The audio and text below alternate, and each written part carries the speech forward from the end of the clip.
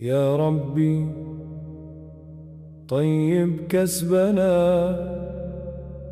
واحفظ لنا أمانتنا.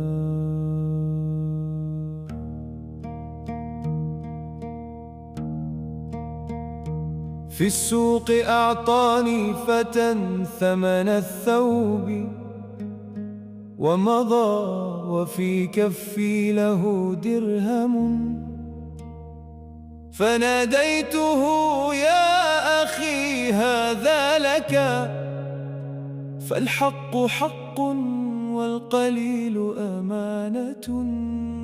وراني يا ابني فقلت له يا بني ليس الربح كثرة ما نعد الربح أن نلقى المساء وذمتنا بريئة من حق غيرنا. يا ربي طيب كسبنا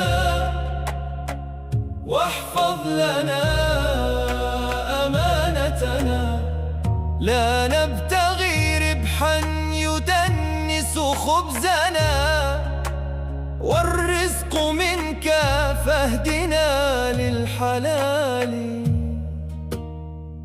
وإذا وزنت الحب سويت الكفتين، لا أستزيد بحيلة في مالنا. وإذا رأيت العيب في ثوب لدي قلت للمشتري به عيب فاعلم قد يقل الربح في دكاننا، لكننا نرجع للبيت بسلام، نأكل من كسب نعرف أصله، وننام دون مظلمة أو خصام. يا ربي طيب كسبنا واحفظ لنا أمانتنا، لا نبتغي ربحا يدنس خبزنا، والرزق منك فاهدنا للحلال. يا ربي